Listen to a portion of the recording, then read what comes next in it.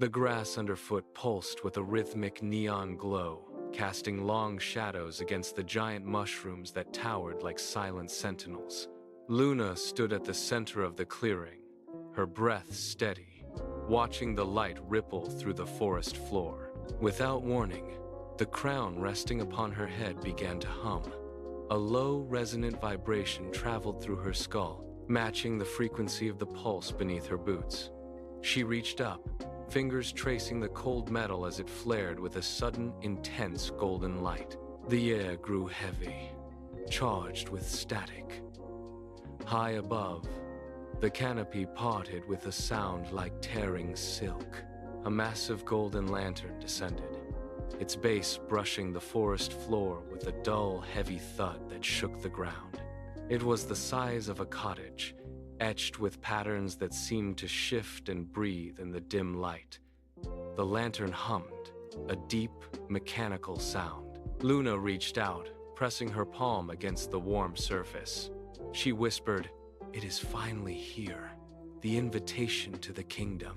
Luna stepped onto the lantern, her weight barely registering against the massive, humming structure. As she moved toward the center, the lantern groaned, a deep, metallic sound that vibrated through the soles of her feet. It surged upward. The forest floor dropped away instantly, becoming a blur of neon pulses and dark shadows. The lantern rose with violent speed, but as it reached the thickest layer of the canopy, it shuddered. Massive branches clawed at the lantern's sides, scraping against the edge surface with a screeching, rhythmic friction.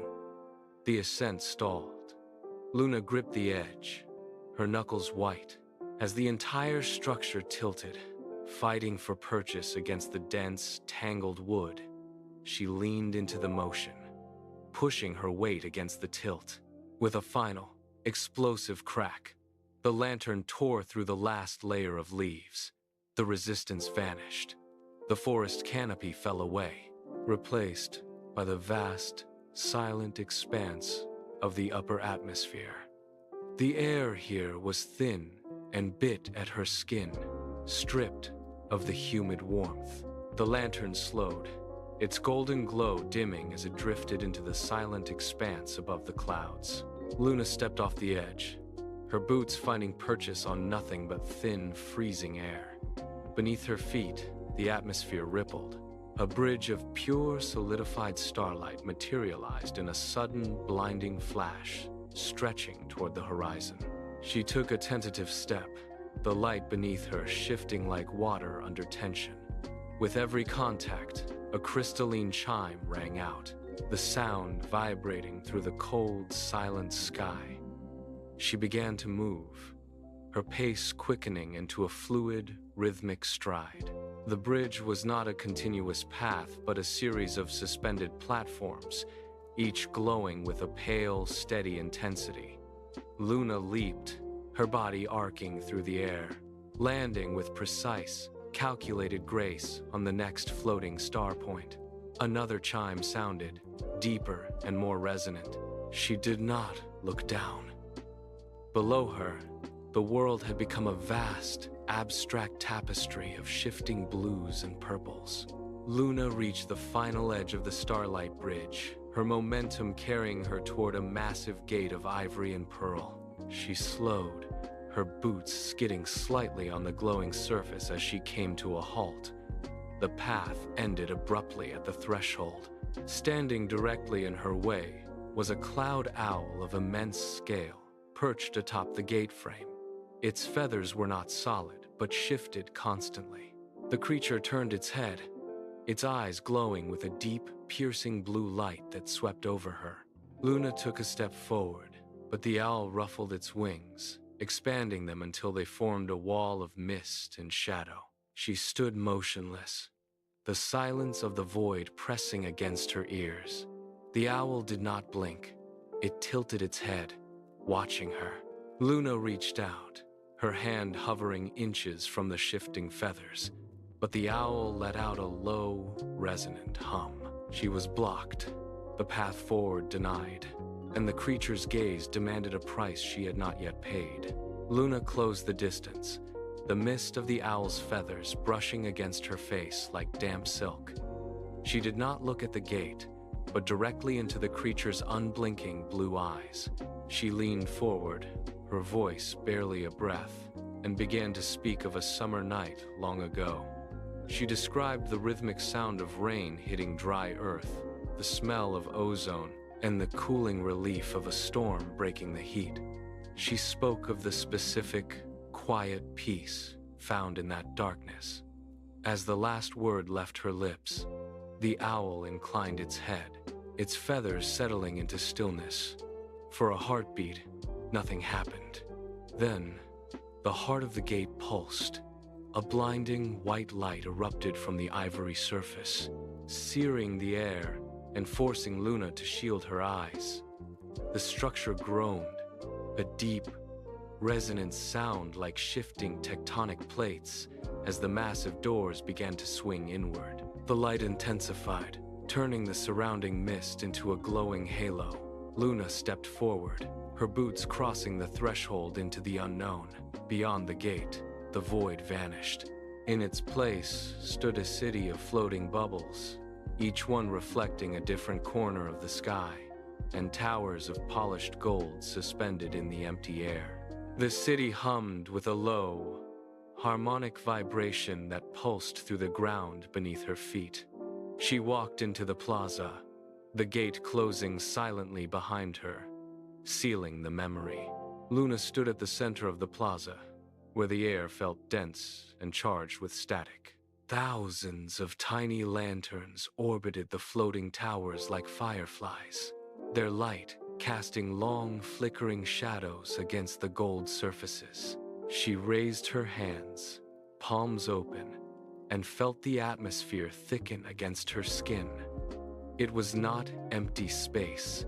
It was a reservoir of potential. She reached into the center of the air, her fingers meeting a resistance that felt like pushing through deep water.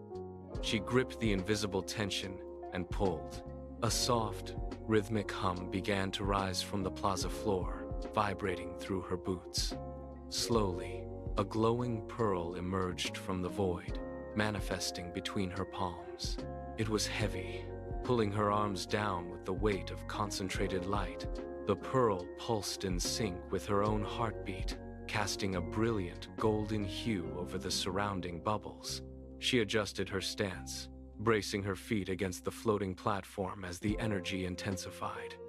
The air around her began to swirl, catching the light of the pearl and spinning it into a luminous vortex. Her power reached its apex. She held the pearl steady, her eyes fixed on the zenith of the sky, preparing to release the energy. The moment of culmination arrived, silent and absolute. Luna tightened her grip until her knuckles turned white. She did not just drop the pearl, she drove her will into its core, forcing the light to yield.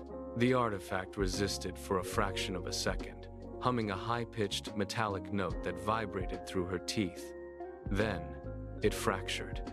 A spiderweb of white fissures raced across the surface, and with a sound like breaking glass, the pearl disintegrated. It did not fall. It detonated.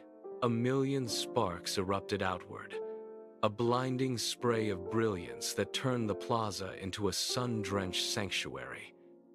Each spark struck the floating bubbles, causing them to flare with intense, prismatic color.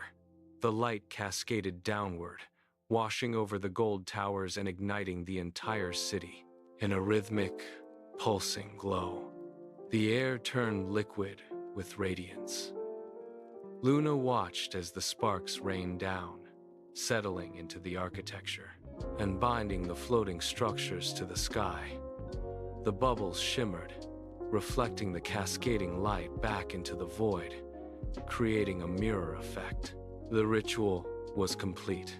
The energy had been released, and the city now burned with a steady, self-sustaining brilliance that defied the surrounding darkness.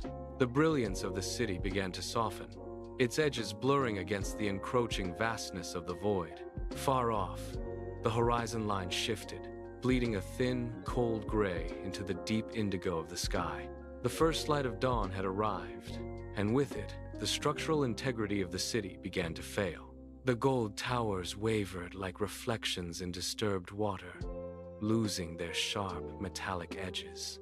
Luna watched as the architecture turned translucent, then vaporous, drifting away in long, curling ribbons of mist. She stepped back, her boots finding purchase on a passing cloud that felt dense and cool beneath her weight. The weight of the task left her limbs heavy, a deep, bone-weary exhaustion settling into her muscles. She sat on the shifting surface of the cloud, watching the sky transition from dark to a pale, muted silver. The cloud drifted lower, its density thinning until it brushed the tops of the neon grass. Luna stepped off, her boots sinking into the damp earth of the crystal forest. The ground felt solid, grounded, and undeniably real. As her weight settled, the golden glow that had pulsed from her crown throughout the journey flickered once, twice, and then vanished. The forest returned to its natural state, the rhythmic light of the grass dimming to a steady, soft hum. She stood perfectly still, listening. The wind moved through the leaves with a gentle, rustling sound that had been absent for hours. There were no chimes, no ivory gates, and no floating towers. Only the shadows of the giant mushrooms and the cool, damp air of the morning. She looked up at the sky, which had turned a pale, translucent silver. The stars were hidden behind the veil of dawn, yet she felt their presence lingering in the quiet. She took a deep breath, the scent of pine and wet earth filling her lungs. The mission had reached its end. The balance was restored. She leaned her head back, her gaze fixed on the brightening horizon, and whispered, "Your wish is safe now. The stars are watching. Good night." The forest held the silence, a peaceful, heavy stillness. She turned away as the first true light of the sun began to pierce the canopy. Sleep well, little stars. Luna's journey rests, for now.